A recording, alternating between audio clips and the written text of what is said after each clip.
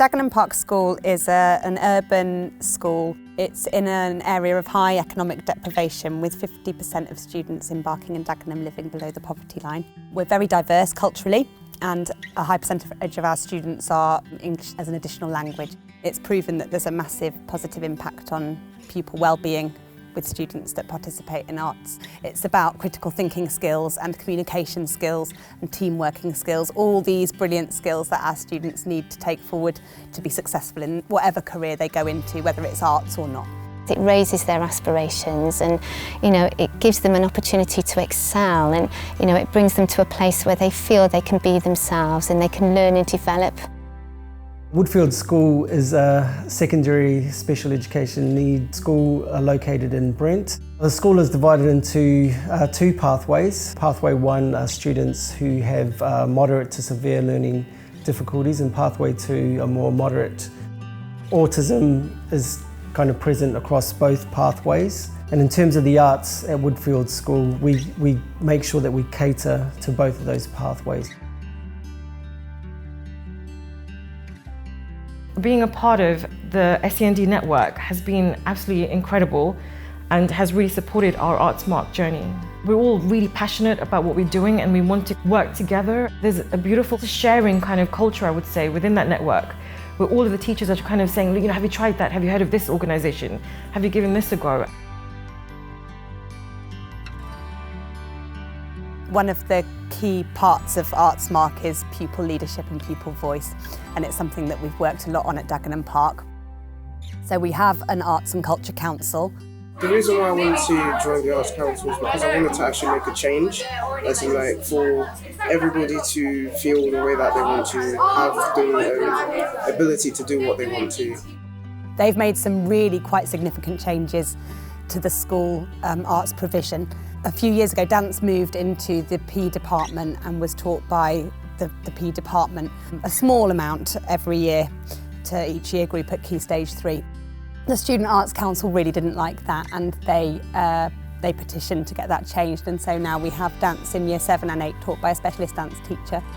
It's obviously going to have a major impact on broadening the skills and the experiences of the children, and it's going to impact on the curriculum. You got to be open about your ideas and how you saw the school and what you wanted to change about it. You get to express your ideas with other people who can also relate to you, and then that gets passed on. It's important to get to know the students and to find out what their interests are and what kind of topics or materials they like working with. Just listening to them as well, because sometimes they may say they may have worked with clay before and they want to kind of work with clay more, and a lot of the students do say to me, when are we going to use clay again? And that's really lovely just to have their kind of feedback as well. So we try and always create that kind of environment where they can talk to us and tell us how they feel. And if they want to do more of something, we can always kind of chop and change things.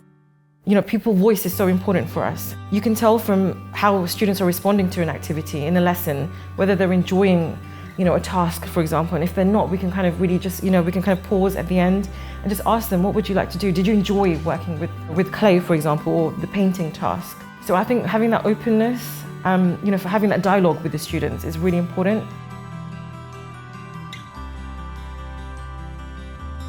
When they come in on their first day of Year 7, they choose which instrument they would like to learn, and we offer as big a range as we can. They really take ownership of that. It's something they've chosen to do, it was their choice, it's something they're interested in, and I find that really engages them and it gives them a voice.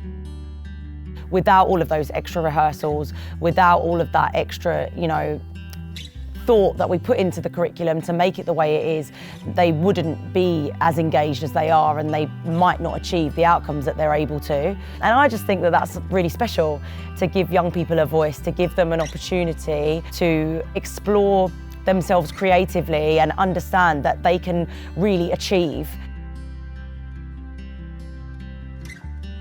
With both pathways, we make sure that we focus on communication in the arts.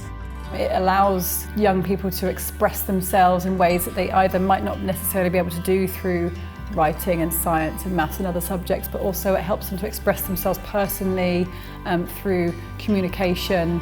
So it's a great sort of vessel for that. Doing activities like this in a safe space with their peers, with people that they know, in a drama space that they're familiar with, allows them to be vulnerable and express themselves in a way that they might not do elsewhere. With this school, we have several different methods of communication. So we use Makaton as a way of communicating with the students. We have Grid as well, which is like a digital program which you can have installed on an iPad. And that's fantastic for students who are non-verbal, and we can communicate with the students and they can communicate with us as well. Especially with a task which has a lot of steps, we can kind of order something which has like a visual action plan, and that supports the students with developing more independence. We use these three really main forms of communication across the school, and I think that's a really strength for us, I think. It's been a hard time for arts over the last few years. Lots of schools have cut subjects at Key Stage 3. Ours is growing, and I think that's a testament to the Artsmark framework and our really supportive senior leadership team. It kind of set the standard for us as to where we wanted to be across a range of measures. We've had some really good success in arts in particular over the years with students who have severe learning difficulties being able to come alive and express themselves through their artwork, obviously guided through that journey with their art teacher. The same again for drama and music, where we really focus on trying to bring the communication side of things out and really emphasise how talented our students are.